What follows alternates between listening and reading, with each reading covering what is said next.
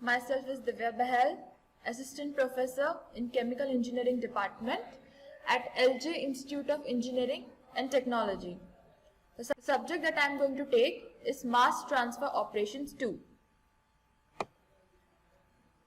Now, in last lecture, we have an overview about mass transfer operation.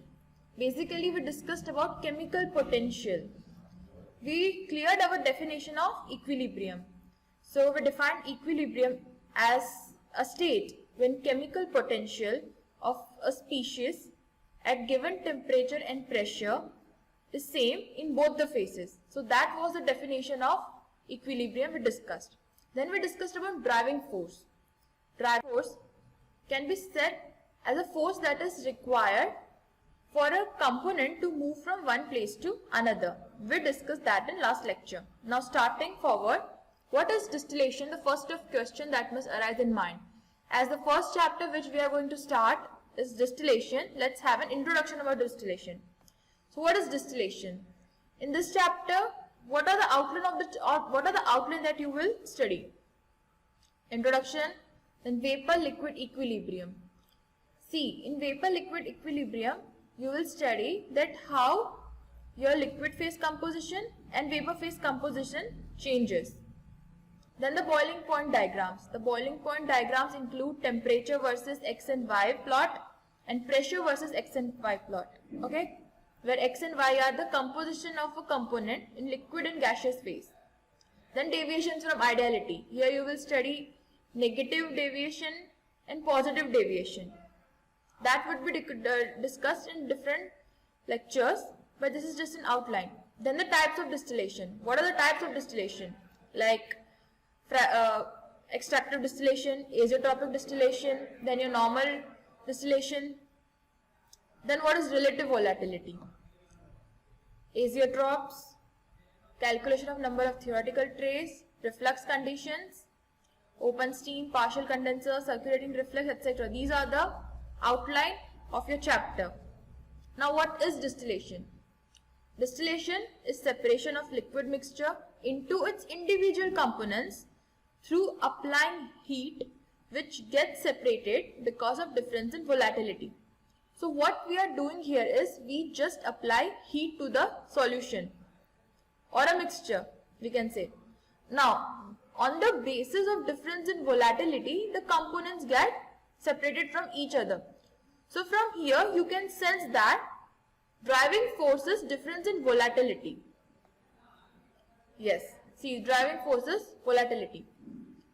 Now what is the volatility? Volatility means how easily your substance will vaporize. It is applicable for liquid, obviously. Don't confuse this with relative volatility. In relative volatility, it is relative to another component. Suppose A and B are present over here. So if I am defining relative volatility of A with respect to B, that is, then there is a comparison between these two substances.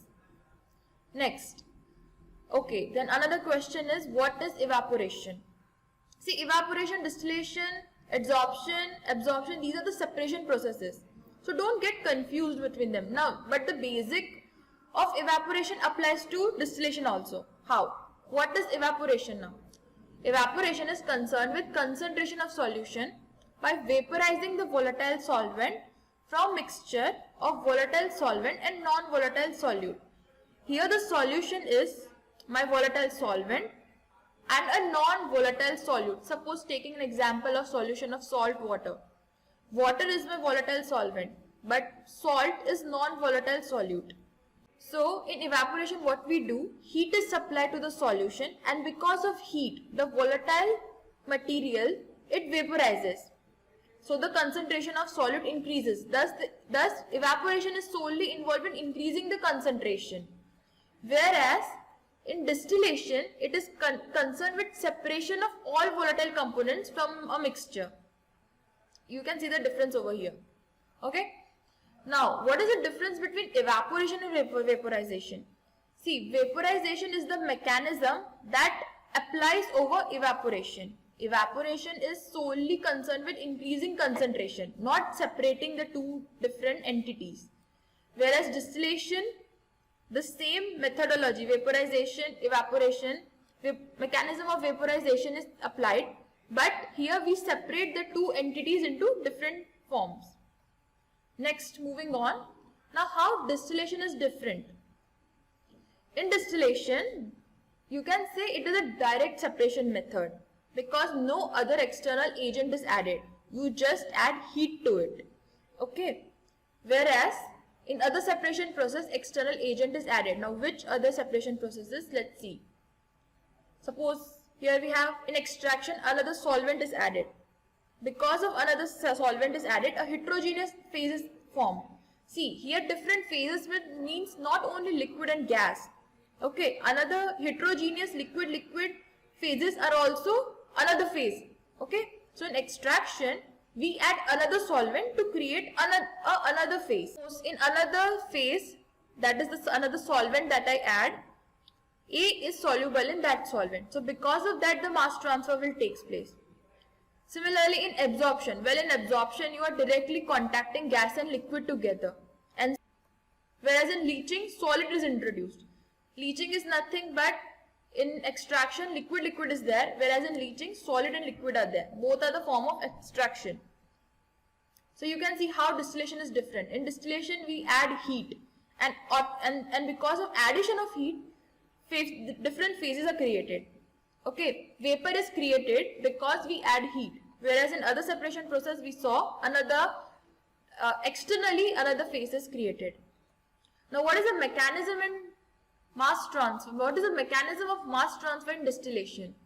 See, like absorption and stripping. That is example of A diffusing through non-diffusing B. It is an example of unimolecular diffusion, where only one entity is moving, whereas another entity is stagnant. But that is not the case in distillation. Distillation is example of equimolecular counter diffusion. That is, both the entities will move towards each other. You can see from here, the A is moving into non-diffusing B, where B is simply just gas. B is not diffusing. Only A is moving towards B. So this is the case which happens in absorption and stripping. Okay. Now, how equimolar counter diffusion takes place in distillation? How can you justify it? See, a tray example is given over here. Okay. Equimolar counter diffusion occurs in each stage of the tower. Each plate in each plate, equimolar counter diffusion occurs. You can see how Na lambda A is equal to Nb lambda B. This is for one plate I am telling. Okay, it means evaporation equal to condensation. Now how? Suppose this is an ideal stage. Okay. Now here I am assuming that my A is more volatile than B. Here it is not represented, but what happens in the distillation column is that your vapors, which are rich in the more volatile component, are condensed and is converted into liquid form. Now this part of liquid form is again transferred. What we did here is we tried to make as much as contact possible between the two phases. The liquid and vapor phase are in contact with each other. So what happens is that energy transfer takes place here. The energy which is required by A, okay, A is my more volatile component, which will always go into vapor phase. So the energy which is required for evaporation is supplied by B, which is less volatile component, and will come out into the residue part, that is in the bottom part of the distillation column. So this way energy transfer takes place. Again, once more, we can see from here in this ideal plate, my A being the more volatile component is in the vapor phase, which from the top of the distillation column is condensed and converted into liquid form. That is called as distillate. B component is my less volatile component. Okay, it always comes into the bottom part of the distillation column because it is heavy. It has very high boiling point. Okay. So here, to increase the purity that you would study later on, to increase the purity, a condition called reflux is added. What happens in reflux is, a part of your liquid distillate is again transformed into the distillation column from top. So A is my more volatile. It is in liquid form. And so what we are doing is we are trying to make more contact between A and B. So because of that, now the energy which is needed for evaporation of A, that is supplied by B, which is very high boiling. So the B has to get condensed and it has to come into the bottom part. So B will supply its latent heat of condensation and A will take that latent heat of as a vaporization. And so A will finally get more vaporized and B will get condensed to get liquid. So this way purity is maintained. This would be explained detailed when you will study reflux. This is just an overview that how equimolar counter diffusion occurs. Next, talking about what are the advantages of distillation tower. Next, talking about what are the advantages of distillation over other methods. First is ability to separate mixture with wide range of throughputs. The throughputs means diameter. Okay, what is the capacity? So using this method, we can separate mixture in any quantity, whether it's a small quantity or large quantity or any capacity tower, we can use this method. Next is ability to separate mixture with wide range of concentration. Now, wide range of concentration is talking about. It means you can separate your mixture for any concentration. If you want to separate the mixture up to 50% concentration, then also you can use, or if you want to concentrate up to 99% of your mixture, then also you can use. Okay, so the feed can be my from 10% I am concentrating up to 50%, or another cases from 10% I am concentrating it to 80%. So this way it has the ability to separate mixture with that range of concentrations. Okay, now ability to produce high purity products. From all the separation methods, distillation gives you high purity products. It can distill up to 98%. Okay, so this way this method is so advantageous. Now when is not distillation? Not every time we can use distillation method to carry out the separation. Some of the times this method is not feasible, and those are separation of very close boiling liquids. Suppose that I have a mixture where the boiling point difference between two components is like only 10 degrees Celsius. So in that case, I won't get a high purity result. It is possible that because of mixing, because these two components have very close boiling points. Okay, so in vapor phase also another component can be present. Okay, then is separation of liquids of poor relative volatility. This would be covered in different lecture when why relative volatility is added, when relative volatility comes into picture. See, relative volatility is expressing of volatility of a high volatile component with respect to less volatile and vice versa. So when poor relative volatility is there, means both are almost volatile. There is not major difference between those volatility of those two components. At that time, the separation of liquid is not possible, because the driving force is itself is volatility. So if volatility difference is not much, so then this separation method is not feasible.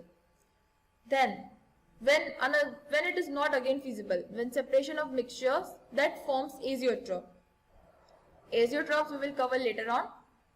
So, and another one, separation of heat sensitive materials which degrade at higher temperatures. Your distillation process is carried out at 1 atmosphere pressure.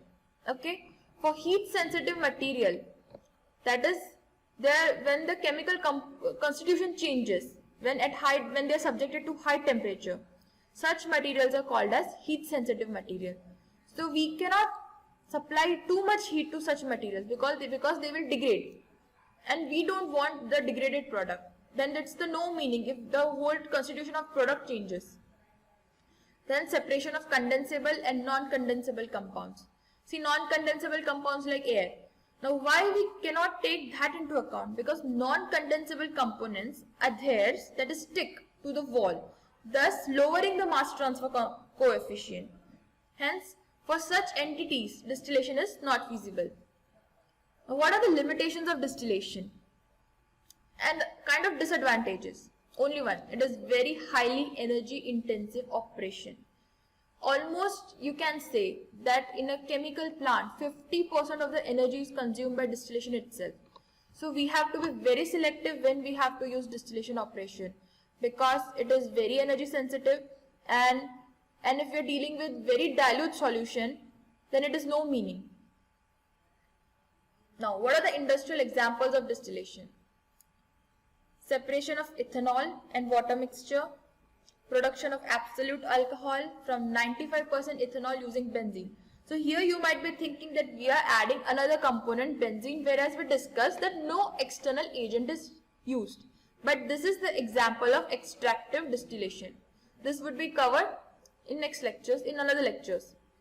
Now this is the most simplest example, separation of crude into gasoline, kerosene and fuel oils.